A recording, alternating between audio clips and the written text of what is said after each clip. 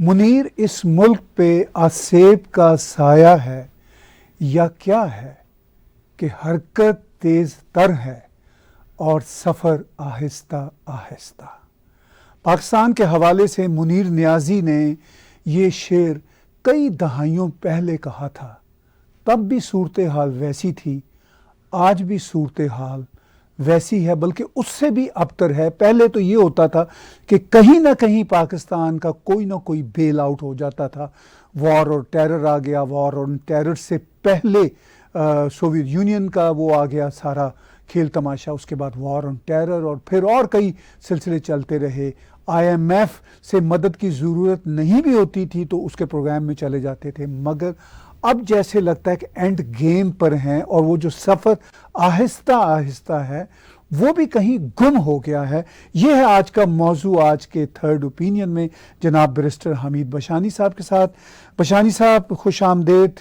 सूरत हाल बड़ी ही गंभीर है। वो जैसे कहते हैं ना कि आनियाँ और जानियाँ तो बड़ी हैं, लेकिन सफ़र आहिस्ता आहिस्ता भी मुझे नज़र नहीं आता, लगता है कहीं लॉस्ट हो गया। अभी थोड़ी देर पहले बशानी साहब मैं इमरान खान की किसी जलसे में तकरीर सुन रहा था, तो वही नरेटिव कि जी सारे करप्ट हैं, गद्दार हैं और सिर्फ मैं ही अच्छा हूँ। भाई आप बिल्कुल अच्छे हैं, हमने मान लिया। 4 साल आप भी रहे हैं और आइंदा भी आ सकते हैं। क्या किया, क्या प्लानिंग है? तो बशानी साहब कैसे देखते हैं मुनीर नियाज़ी साहब के शेर के कॉन्टेक्स्ट में पाकिस्तानी हालात को? देखें जी, उन्होंने तो दरिया को कूजे में बंद कर दिया, और बल्कि ये तो उनके दौर का शेर है जबकि पाकिस्तान में एक ऑप्टिमिज्म का दौर था। मुझे एग्जैक्ट डेट का पता नहीं, लेकिन मुनीर नियाज़ी की हयात में जब तक वो जिंदा रहे उस वक्त तक पाकिस्तान में एक तरह का ऑप्टिमिज्म था, और लोग ये सोच रहे थे कि किसी न किसी तरीके से कोई ना कोई जो है वो बेहतरी की तरफ हम गामज़न हैं। लेकिन मैं समझता हूँ कि 80s के बाद और 90 की दहाई में उसके बाद जो प्रोसेस आया पाकिस्तान पे, वो एक रिवर्स है। इसको अब सफ़र, मुनीर नियाज़ी का सफ़र आस्ता आस्ता था, ये सफ़र अब पीछे की तरफ है।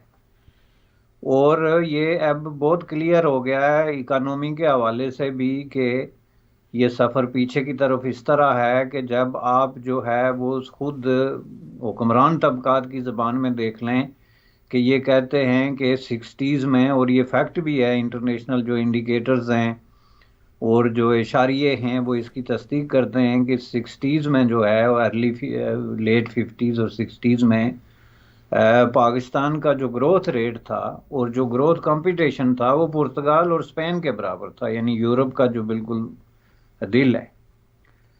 5.6% तक जो है ग्रोथ रेट उस वक्त था, और उस वक्त जो मोस्ट जो डेवलपिंग तेज़ी से बढ़ती हुई इकोनॉमीज थी उसमें शुमार होता था, जिस पे किसी को कोई एतराज़ नहीं है जो ये अदाद शुमार हैं। उसके बाद आप 80s में देख लें तो 80s में पाकिस्तान जनूबी एशिया में जो है वो सबसे ज़्यादा फास्ट ग्रोइंग कंट्री के तौर पे कंसीडर होता था जनूबी एशिया में, चूँकि इंडिया की अपनी पॉलिसीज़ थी, जाहिर है, जो पीछे से कांग्रेस की पॉलिसीज़, पंडित नेहरू की पॉलिसीज़ और इस तरह की पॉलिसीज़ के ज़ेरे साया थी, और उस वक्त तक ब्रेक थ्रू नहीं हुआ था जो बाद में जाके मनमोहन सिंह या नरसिम्हा राव के दौर में शुरू हुआ, या जो तब्दीली आनी शुरू हुई वो पहले नहीं थी। तो ज़ाहिर है बांग्लादेश, नेपाल वगैरह वगैरह का ये था, तो फास्टेस्ट ग्रोइंग कंट्री शुमार होता था उस वक्त भी पाकिस्तान। तो एक वक्त ऐसा आया कि अब वहाँ पे सांस लोग रोके खड़े हैं, और दो पॉसिबिलिटीज़ में किसी एक का गौर कर रहे हैं। एक तो ये कि जी ये मुल्क बैंकरप्ट होने वाला है और किस वक्त बैंकरप्ट होगा, या इससे क्या बचा जा सकता है, और दूसरा ये कि कुल मुल्क का जिसमें 22 करोड़ लोग बसते हैं, जो एटॉमिक पावर है, और जो ये समझते हैं कि हम दुनिया के सबसे जो है वो अजीम तरीन लोग हैं, चुने हुए, चोजन पीपल, सिलेक्टेड, वहाँ पे जो है 2-4 बिलियन डॉलर की सारी गेम है जिससे आप बैंकरप्ट हो सकते हैं या बैंकरप्ट होने से बच सकते हैं। 2-4 बिलियन डॉलर की सारी गेम। और मैं बार बार इस पे अर्ज करता हूँ, तो लेकिन फिर भी मैं समझता हूँ कि ये हमारा फ़र्ज़ है कि हम इसको रिपीटेडली अर्ज करें कि टोटल बजट जो है, जैसे जो दुनिया के बड़े बड़े जो है बिजनेसमैन हैं या सेलिब्रिटी या इस तरह के लोग हैं, वो 40-50 बिलियन डॉलर तो उनके पर्सनल असासे पड़े हुए हैं इधर उधर। और आप एक मुल्क हैं 22 करोड़ लोगों का, जिनको ये ज़ौम है कि हम दुनिया की कोई अजीम तरीन और बरतर तरीन कौम है, तो उसका जो है वो ज़िंदगी और मौत का मसला 2 से 4 बिलियन डॉलर पे अटका हुआ है। कभी आप IMF के दरवाज़ा खटखटाते हैं, कभी आप सऊदी अरब के आगे झुकते हैं, कभी आप चीन को दुनिया का अजीम तरीन सखी समझ के उसके आगे जो है वो बजा लाते हैं आदाब।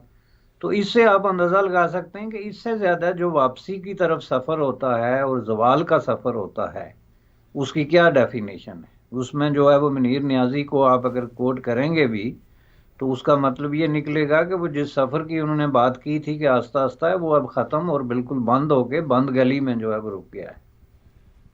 जी बशानी साहब, मुनीर नियाज़ी ने अपने शेर में एक इशारा दिया कि इस मुल्क पे असेब है या क्या है। तो जाहिर है एक असेब ही है जिसमें हरकत तो बड़ी तेज़ तर है, जलसे हो रहे हैं, करोड़ों रुपए की लागत से हर जलसा एक जलसा होता है और आनियाँ जानियाँ हैं। तो ये आफ्टर ऑल असेब क्या है? ये कोई माइंडसेट का प्रॉब्लम है क्या? आपको असेब क्या नज़र आता है?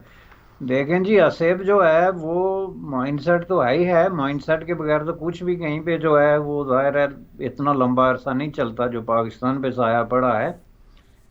मैं ये समझता हूँ कि पाकिस्तान में एक बहुत बड़ी जो है एक प्रिविलेज क्लास डेवलप हो गई है, जिसको आप रूलिंग एलीट कह सकते हैं, और वो सिविल और मिलिटरी दोनों में, और ज़्यादा मुनासिब अल्फाज में जिसको वो एस्टेब्लिशमेंट कहते हैं या सिविल एंड मिलिटरी ब्यूरोक्रेसी कह लें, जहाँ पे कि वो मुल्क बनता और चलता हुआ ही सिर्फ उन्हीं के लिए और उन्हीं के मफादात के लिए दिखाई देता है।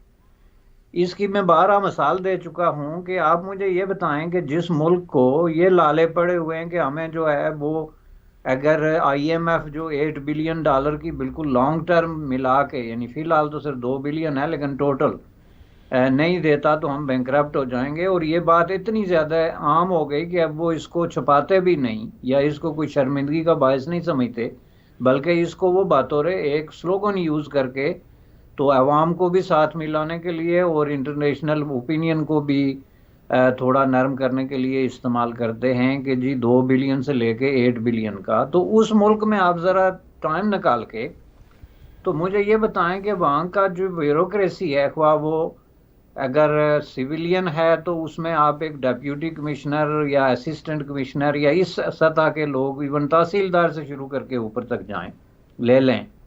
और अगर वो मिलिटरी ब्यूरोक्रेसी है तो उसमें जो है वो मिलिटरी की जो हायरार्की है, जो उनका सिस्टम है, उसका मैं वाकिफ नहीं, लेकिन उसमें जो कैप्टन या कर्नल की सतह के लोग ही ले लें, आगे ना जाएं जनरल वगैरह पे। तो आप मुझे ये बताएं कि उनका जो लाइफ स्टाइल है उसके जो इक्वल अमेरिकी शहरी हैं या बरतानवी शहरी हैं या यूरोपियन यूनियन के लोग हैं या ऑस्ट्रेलिया के लोग हैं, जापान के लोग हैं, इवन चीन जो आपका पसंदीदा जो है मुल्क है, उसी के जो उसके इक्वल लोग हैं। मसलन वहाँ मुमकिन है तहसीलदार ना हो, जैसे हमारे यहाँ डिप्टी कमिश्नर नहीं होता कनाडा में या अमेरिका में, लेकिन उसके इक्वल एक पोस्ट होती है जो इस तरह की सरकार के फ़राइज़ सर अंजाम देती है। आप मुझे ये बताएं कि क्या उनके पास वो मराहत, वो फैसिलिटीज़ होती हैं जो इन मुल्कों, इतने तरक्की याफ्ता मुल्कों जिनके पास फाजल बजट है, जिसका मुजाहरा आपने ये कोविड के दौरान देख लिया कि कोविड एक ऐसा टाइम था जिसमें यह समझा जाता था कि पता नहीं क्या पहाड़ टूटने वाले, और कोविड के टाइम पे यहाँ लोगों ने जिस आसूदगी और जिस इत्मीनान के साथ ज़िंदगी गुजारी है वो आम हालात में नहीं गुजरती। उसकी वजह यह है कि इनके ख़जाने भरे हुए थे और इन्होंने ख़जानों के मुंह खोल दिए, लोगों को घर बैठे बैठाए जो है वो पैसे मिले, कई लोगों ने उसके नाजायज़ फ़ायदे भी उठाए, कई लोगों ने बड़े बड़े बिजनेसेस लॉन्च कर दिए उस बुनियाद पे। तो आप मुझे ये बताएं कि इन मुल्कों का जो डिप्टी कमिश्नर के इक्वल है, क्या उसके पास ड्राइवर है, खानसामा है, माली है, गेट कीपर है, गेट के बाहर जो खड़ा सलूट मारने वाला है, आगे जाके ऑफिस में जो है वो चपरासी है, चाय वाला है, वो ये पूरा आप अगर सिस्टम गिन के देखें तो हमारा एक आदमी जो इस औकात का आदमी है या इस कदर मंजिलत का आदमी है, उसके साथ कम से कम 10 आदमी आपने बांधे हुए। और उस एक आदमी की लाइफ को आप एक गैर इंसानी लाइफ बनाने के लिए, गैर इंसानी मैं इसलिए कहूँगा कि जो आदमी जो है अपने चाय का कप खुद नहीं बना सकता, खुद उठ के कूलर से जो है वो पानी निकालने के बजाय जो है वो घंटी मार के जो पानी का गिलास मंगवाएगा, जो आदमी जो है वो अपनी गाड़ी खुद ड्राइव नहीं कर सकता, जो आदमी अपना खाना खुद नहीं बना सकता, जो आदमी अपना गेट खुद नहीं खोल सकता, वो काम को कौन सी फैसिलिटी और कौन सी तरक्की का पैगाम जो है वो दे सकता है? आप मुझे ये बताएं कि आपके मुल्क जो है वो माजूर किस्म के लोग चला रहे हैं। इसकी डेफिनेशन तो ये है ना कि कोई आदमी व्हील चेयर पे पड़ा हुआ है, फिजिकली चैलेंज्ड है, तो उसको 8-10 आदमी, ये जो हमारा साइंसदान था बेचारा जो मर गया, स्टीफन हाइकिंग, क्या नाम था जी, उनका, स्टीफन हॉकिंस, वो जनाब, उनके साथ 10 आदमी नहीं लगाए हुए थे उन्होंने, जिन्होंने पूरी कायनात अपने सर पे उठाई हुई थी। ये हमारे लक्षण है। आप कहते हैं वो साया कौन सा है? ये साया जो मनीर नियाजी का ये है, जो व्हील चेयर साया है। और उसको फिर बरकरार रखने के लिए, चूंकि अब इन्होंने अपना लाइफस्टाइल तो बरकरार रखना है, उसकी किसी सूरत में ये कटौती की बात नहीं कर सकते। आप देखेंगे ये मोहम्मद खान जनीजो ने मेरे ख्याल में पहला और आखिरी प्राइम मिनिस्टर था कि इस मद में थोड़ी सी बात की थी, वो भी ज़्यादातर कॉस्मेटिक थी कि आप जी फलां गाड़ी से उतर के इस पे बैठ जाएं, लेकिन वो ज़रा कॉस्मेटिक बात ही थी। लेकिन आप ये बात क्यों नहीं करते? आप ज़रा कैलकुलेटर सामने रख के देखें कि आप ये जो कर्जे लेते हैं, IMF से लें या चीन से लें या सऊदी अरबिया से लें, कैशकोल उठा के ये वापस ले आके, तो उस पर खर्च कितना करते हैं? मैं आपको आज़ाद कश्मीर का बताता हूँ। ये अभी बजट आया, तो उस बजट का जो है वो जो उन्होंने किया, उसका 80% जो खर्च होगा वो इन चीज़ों पे, यानी वो कहते हैं कि ये किस पे होगा? गैर पैदावारी अखराजात का मतलब ये है कि आपने जो आज 5 किस्म की वहाँ स्टेट क्रिएट की हुई है, जिसके अंदर आज़ादी नाम की कोई चीज़ नहीं, लेकिन नाम आज़ाद कश्मीर रखा हुआ है, उसको चलाने के लिए 80% बजट आपने खर्च करना है। जिसका क्या मतलब है कि यही डेप्यूटी कमिश्नर, यही तहसीलदार, यही ज़िला, ये जो होते हैं लोग इन्होंने रखे हुए हैं, उनका लाइफस्टाइल बरकरार रखने के लिए, उनके बच्चों का जो है वो तालीम और लाइफस्टाइल बरकरार रखने के लिए, उनके ख़ानदान को नवाजने के लिए वो सारे पैसे वहाँ खर्च होंगे। मैं आपको दावे से कहता हूँ कि ये जो पैसे आते हैं ये सिर्फ 2 चीज़ों पे खर्च होते हैं। एक तो जो आपने इंटरनेशनल जो इंटरेस्ट है गैर ज़रूरी किस्म का, जो आपने गुज़श्ता 40 साल की या 30 साल की अय्याशियों के बाद अपने ऊपर मसलत किया हुआ है, एक तो उसकी पेमेंट है, और दूसरा आपके ये जो आपके पाले हुए प्रिविलेज क्लास है उसके लाइफस्टाइल को मेंटेन रखने पे खर्च होते हैं। और ये इसका सफ़र आगे नहीं बढ़ेगा और हालात बेहतर नहीं होंगे, चूँकि इस मामले में आप किसी किस्म की कोई चीज़ इवन सोचने के लिए भी तैयार नहीं है कि हम इसमें भी कर सकते हैं। मैं आपको दावे से कहता हूँ कि आप ये हर आदमी के साथ जो 10 मुलाजिम आपने रखे हुए हैं, सिर्फ ये काट दें तो ये आपको IMF से जो है वो 10 बिलियन या 8 बिलियन के लिए जो आपने घुटने टेके हुए हैं और नाक रगड़ रहे हैं, इसकी ज़रूरत ही नहीं रहती। बाकी बशाइन साहब, हम उसी रीजन में देखते हैं कि श्रीलंका बैंक्रप्सी पे गया और अवाम किस तरह सड़कों पे निकले। अभी 2 रोज़ पहले ही उन्होंने सदारती महल पर भी कब्ज़ा एक तरह से किया और वज़ीर आज़म के घर तक भी पहुंच गए। पाकिस्तान में जब हम दूसरी निगाह डालते हैं तो कई बार बराह रास्त मार्शल आया और इनडायरेक्टली तो फ़ौजी जनता पाकिस्तान को चला ही रही है। जब डायरेक्ट मार्शल आता है तो लोग सड़कों पे निकल के उसका इस्तकबाल करते हैं। हालांकि ना फ़ौजी जनता वहाँ पे सिंसियर है अवाम के मसाइल के हवाले से, और ना ही पॉलिटिकल एलीट, बल्कि ये सब रिश्तेदार हैं। तो क्या वजह है कि इतने बुरे हालात में भी हमें पाकिस्तान में किसी किस्म का कोई रिवोल्ट कोट अनकोट या उसकी उम्मीद नज़र नहीं आती? अगर कोई मैक्सिमम नज़र आएगा तो इमरान खान का ही इनकलाबी नारा होगा जो खुद पिट चुका है। तो क्या वजह है कि लोग तैयार नहीं हैं तब्दीली के लिए या तब्दीली चाहते नहीं? देखें जी, ये बहुत बड़ा गहरा किस्म का सवाल है जिसका जवाब देने के लिए बहुत ज़्यादा इंटेलिजेंस की ज़रूरत है और बहुत ज़्यादा रिसर्च की ज़रूरत है। लेकिन चूँकि पाकिस्तान के हालात ऐसे हैं कि लोगों को डेली इस तरह के सवाल का सामना करना पड़ता है, और यही इसी सवाल के जवाब में ये सीक्रेट जो है, ये राज मुज़मिर है कि बाकी दुनिया ने इस कदर तरक्की कर ली। अभी जो पहले मैंने आपको मिसालें दी थी कि पाकिस्तान जो है वो अगर 60s में जो है स्पेन और पुर्तगाल के मुकाबले में तरक्की कर रहा था, या 80s में उसको कोई एशिया का टाइगर या कोई ऐसी चीज़ के नाम से याद किया जा रहा था, तो जो जो उसके साथ खड़े थे, जिसमें वियतनाम है या बांग्लादेश या इस तरह के मुल्क हैं, उन्होंने तो खरगोश की तरह बहुत लंबी छलांगे लगा के तो उससे दुगना तिगना 4 गुना ज़्यादा सफ़र तय कर लिया। तो पाकिस्तान वो उसी बंद गली के अंदर जो है वो पत्थर की दीवारों के साथ जो सर टकराने के अमल में है, तो उसके पीछे डेफिनेटली उसकी वजह बुनियादी तौर पे वो यही है कि पाकिस्तान में ऐसा क्यों नहीं होता। और उसकी वजह मैं आपको बताता हूँ कि ये जो लफ्ज़ वहाँ पे शुरू होता है ना कि मुल्ला मिलिटरी इत्तेहाद की ये जो नारा लगता है, इसको मैं थोड़ा सा एक्सपेंड करता हूँ कि जो पाकिस्तान की एस्टेब्लिशमेंट है उसमें मिलिट्री ब्यूरोक्रेसी तो सामने एक प्रिविलेज क्लास है, वो तो सबको पता है। एक कर्नल की या कैप्टन की लाइफ जो है उसको एक सिविलियन की लाइफ के साथ तो आप किसी तरीके से जो है वो आप कितने बड़े भी सिविलियन हो जाएं, ये बहुत बड़े कोई बिलियंस के बिजनेस हों आपके, तो तब जाके तो आप उस लाइफस्टाइल को चू करते हैं जो वहाँ पे होती है, उनके लाइफस्टाइल की वजह से जो आज पाँच उन्होंने वहाँ पे क्रिएट किया हुआ है। यही बात आपकी सिविल ब्यूरोक्रेसी की मैं ऑलरेडी कर चुका हूँ कि आपके कर्जे उस पर खर्च हो रहे हैं। और इसके साथ जो तीसरा तकून है वो हमारा मजहबी तबका है।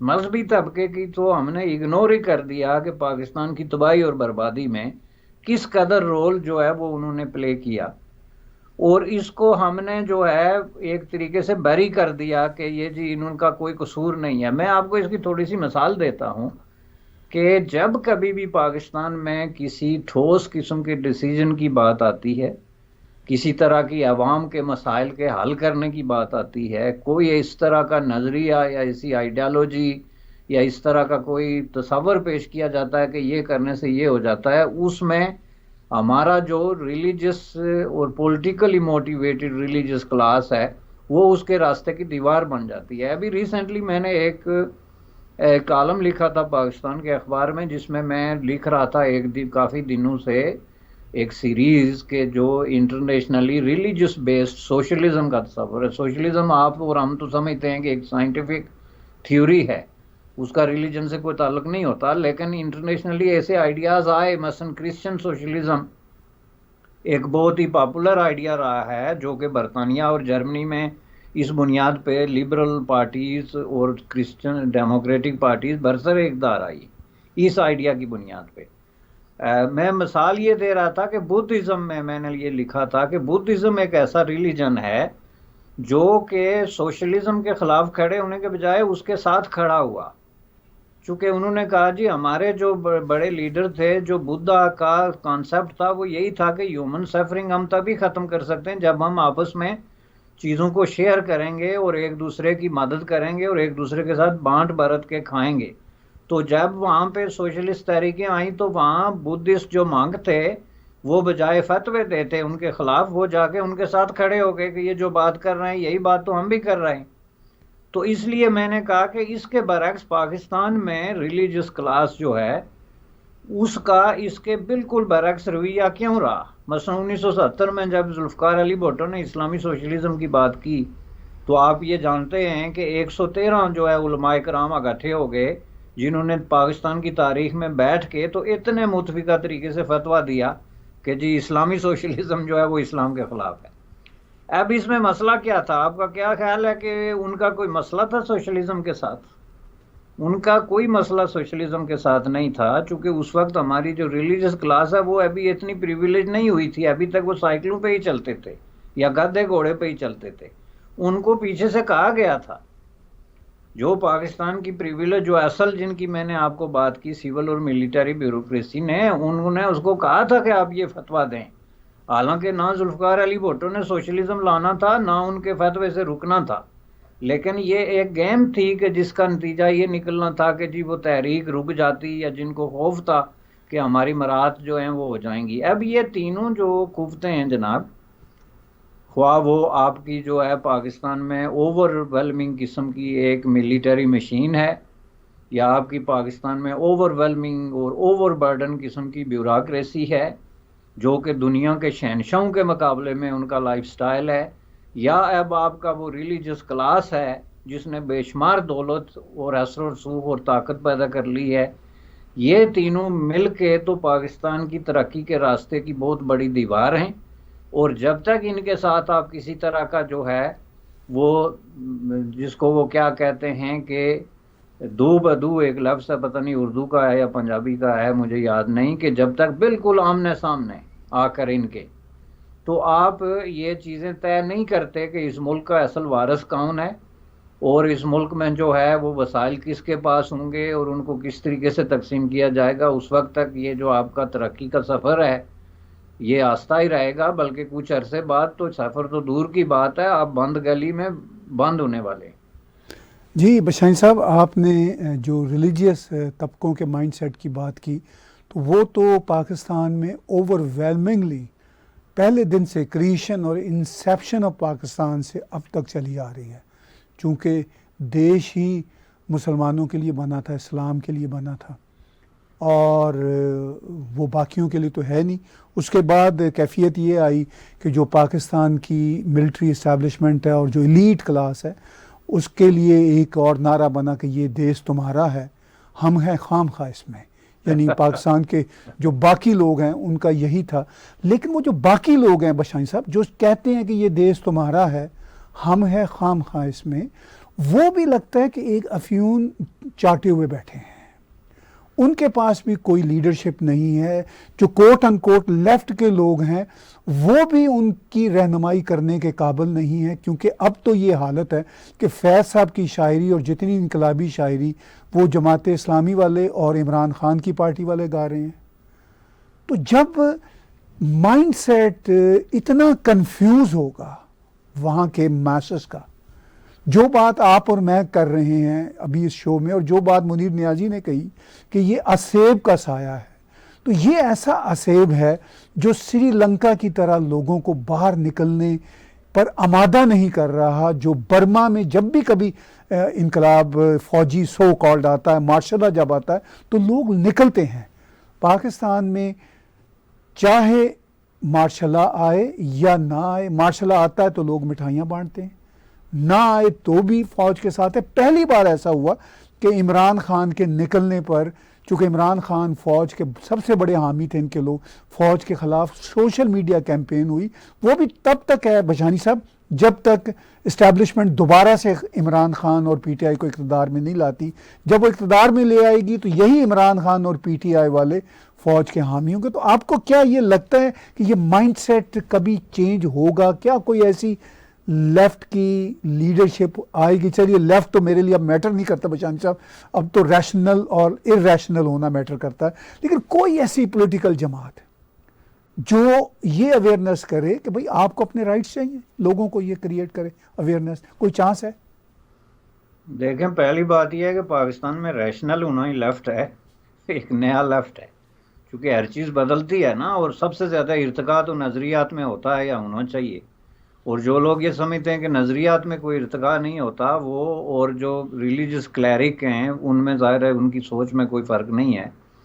तो इस हिसाब से आपकी ये बात बिल्कुल दुरुस्त है। लेकिन जो बात मैं कर रहा था, और उसमें मैं एक पॉइंट मिस कर गया, जो मैंने 3 लोग बताए थे, तो उसमें चौथा लोग जो आपकी पॉलिटिकल एलीट है, जो लीडरशिप है, उसको मैंने जो है वो मिस कर दिया। लेकिन उनका रोल भी बड़ा वाइटल है। जैसे कि आपने इमरान खान साहब की मिसाल दी कि उनकी बातों से, उनके अमल से, उनके नारे से, उनका जो तकारीर हैं, उनके जो मैसेजेस हैं, उससे अवाम पे ज़ाहिर है बहुत बड़ा असर पड़ता है। और जब उनकी सारी जो कम्युनिकेशन है वो किसी भी शक्ल में हो, उसमें इतना बड़ा कन्फ्यूजन हो, तो जाहिर है फिर आपने ये कितनी ज़बरदस्त बात की कि उससे अवाम के अंदर तो एक कन्फ्यूजन तो होगा कि जिन बातों पे उनको एहतजाज करना चाहिए उस पर वो मिठाइयाँ बांटते हैं, और जिस चीज़ पे मिठाई बांटनी चाहिए उस पर एहतजाज करते हैं। उसकी वजह क्या है कि ये एक परमानेंट किस्म का एक पॉलिटिकल कन्फ्यूजन है जो अवाम के अंदर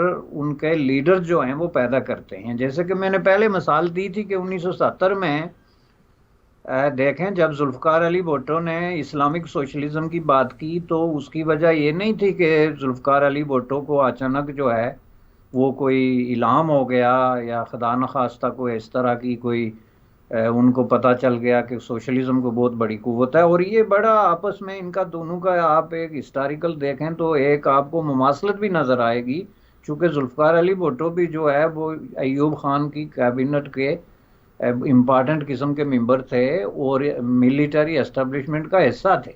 जब आप एस्टेब्लिशमेंट की बात करते हैं तो उसमें आप वजीर खारजा को बाहर नहीं निकाल सकते कि वो एस्टेब्लिशमेंट का हिस्सा नहीं है। तो वहां से निकल के तो अचानक उनको याद नहीं आ गया था कि इस मुल्क के सारे मसाइल का हल जो है वो कोई सोशलिज्म है, लेकिन उन्होंने उसकी मिसाल दी कि अब देखें जी, अल्जेरिया को देखें, मिस्र को देखें, फलां ये जितने इस्लामी 6-7 कंट्रीज़ थी इनके अंदर जो है, सीरिया में देखें कि जी सोशलिज्म आया था और उसने सारे मसाइल हल कर दिए थे, इसलिए इस मुल्क का जो है वो हल इसी में है। जिसके ख़िलाफ़ मौलाना मौदूदी की क़यादत में 113 उलमा जो हैं वो सीसा पिलाई हुई दीवार बन गए कि ये गैर इस्लामी है। तो उसके नतीजे में आप ये देखें कि सोशलिज्म तो क्या आना था, लेकिन उसके फ़ौरन बाद 3-4 साल बाद जुल्फ़िकार अली भुट्टो की जो पॉलिसियाँ थी वो बिल्कुल उसके कॉन्ट्ररी हो गई। उन्होंने जो है वो अरब दुनिया में मिस्र के साथ या अल्जेरिया के साथ या सीरिया के साथ को ताल्लुक़ रखने के बजाय उन्होंने अरब शेख जो हैं उनको जमा किया और उनकी तेल की दौलत जो है उसकी बुनियाद पे एक नई जो है वो पलटा खाया। और जो कुछ अशर पाकिस्तान का उस वक्त इकानमी का या उसके नतीजे में जो हालात हुए वो आपके सामने हैं।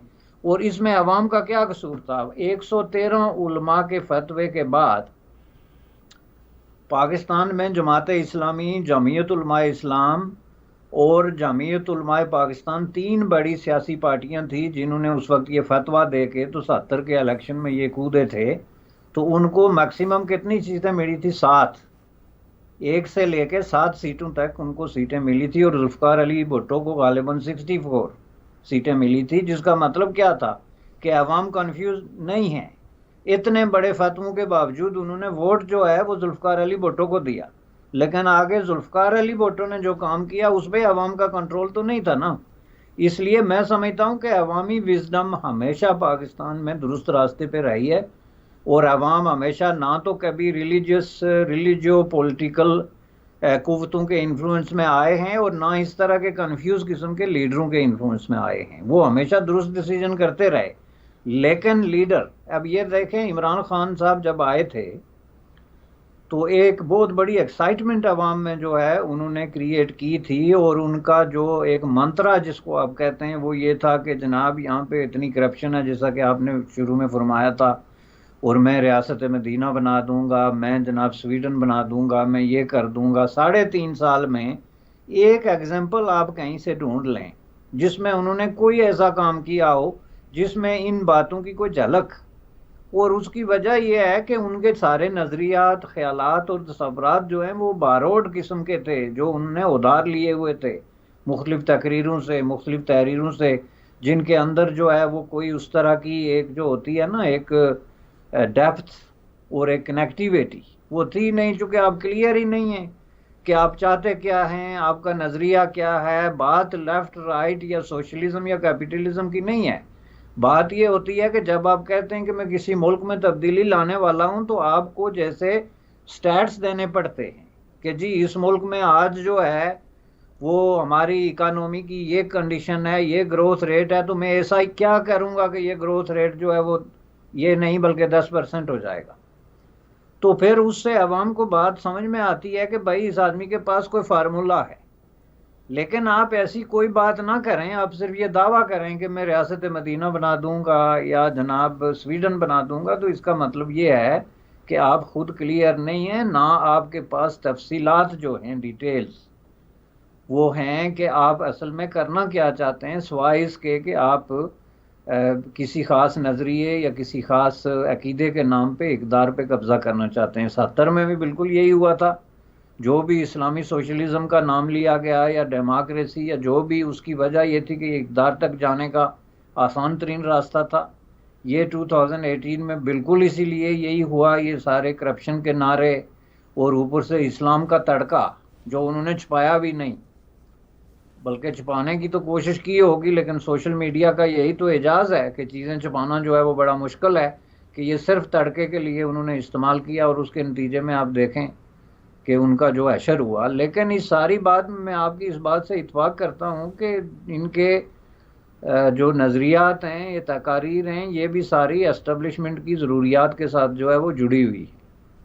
अब इस वक्त पाकिस्तान में एस्टेब्लिशमेंट की ज़रूरत ये है कि वहाँ पे एक स्टेबिलिटी क्रिएट की जाए, ताकि कुछ अरसे तक, साल 1.5 साल तक उनका मामला यानी एस्टेब्लिशमेंट के लाइफस्टाइल पे कोई बड़ी ज़द ना पड़े। तो अब हालात उसी रुख में मुड़ गए हैं। आप देख लें, सारी रेजिस्टेंस दम तोड़ गई है। वो जो एक एक्साइटमेंट क्रिएट हुई थी मीडिया में और हाइप क्रिएट हुई थी अवाम में, वो झाग की तरह बैठनी शुरू हो गई है।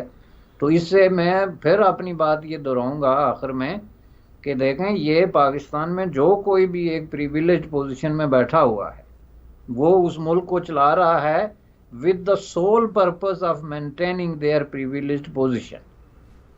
जब तक आप उसको नहीं छेड़ेंगे, आप कुछ नहीं कर सकते।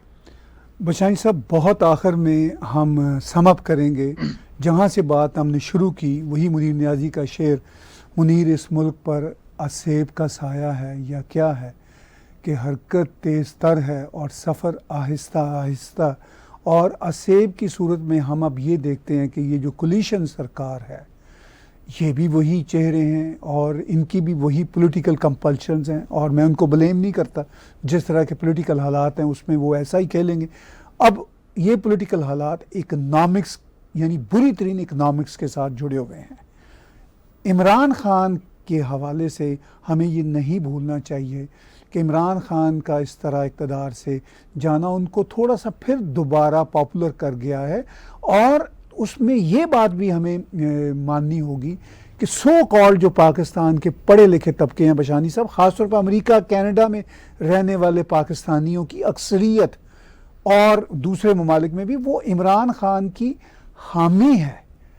तो क्या फिर ये असेब क्या है कि ये जो पढ़े लिखे लोग हैं वो भी वैसा ही नरेटिव बाय कर रहे हैं जो सवाए असेब के नरेटिव के अलावा कोई नरेटिव नहीं है, और दूसरी तरफ भी जो नरेटिव है वो भी असेब ही है। तो फिर ये पढ़ाई लिखाई, ये रैशनैलिटी का खेल, ये क्या है? देखें, इसमें जो हमारे गहरे किस्म के कंट्राडिक्शंस हैं ना जी, उनको आप ज़रा देखें कि जो भी लोग, वो खा इमरान खान के साथ हों या नवाज शरीफ के साथ हों, बाहर जो बैठे हुए हैं, उनका सबसे बड़ा कंट्राडिक्शन तो ये है कि वो इन मुल्कों में जिन चीज़ों को अप्रिशिएट करते हैं और जिस बुनियाद पे उन्होंने अपने आप को एक बेहतर कंफर्टेबल पोजीशन पे लेके गए हैं फाइनेंशियली और पॉलिटिकली, वो पाकिस्तान में उसके हामी नहीं।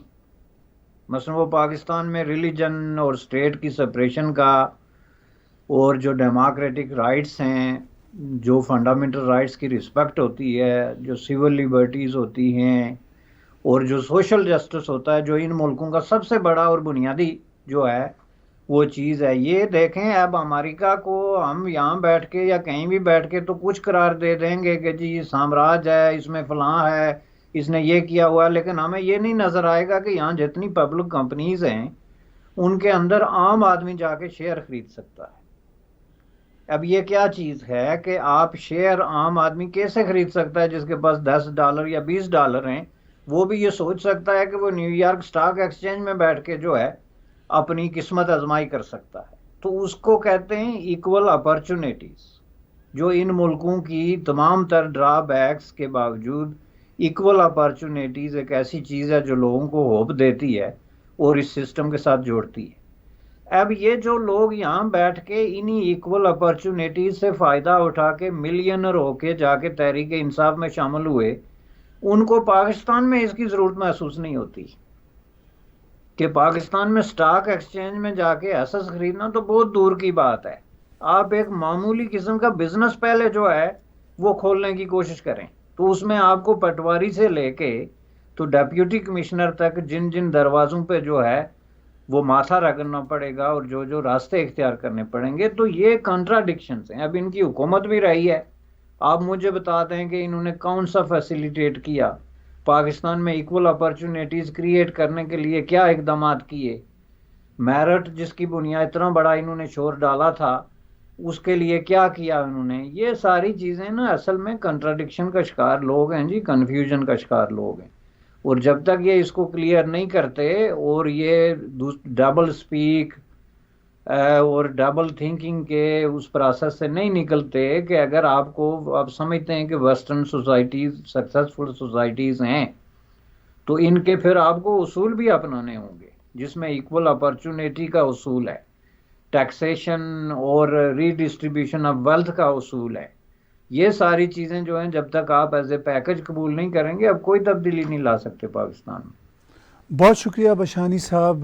जो कॉन्ट्राडिक्शंस का असेब है पाकिस्तान में वो बढ़ता चला जा रहा है और इकनॉमिक हालात जो हैं अब वो साथ देते नज़र नहीं आ रहे, क्योंकि IMF से पैसे लेने का जो विशियल साइकिल है वो विशियल साइकिल कितना का आगे एक्सपैंड हो सकता है जो मुमकिन नहीं है।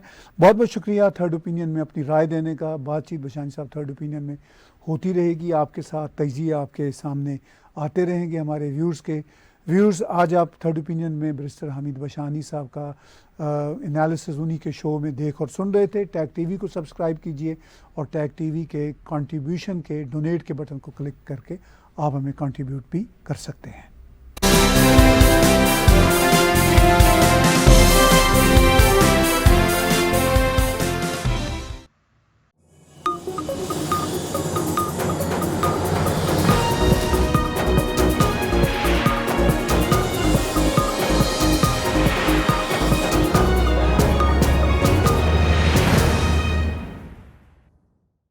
Subscribe Tag TV YouTube channel and press the notification button.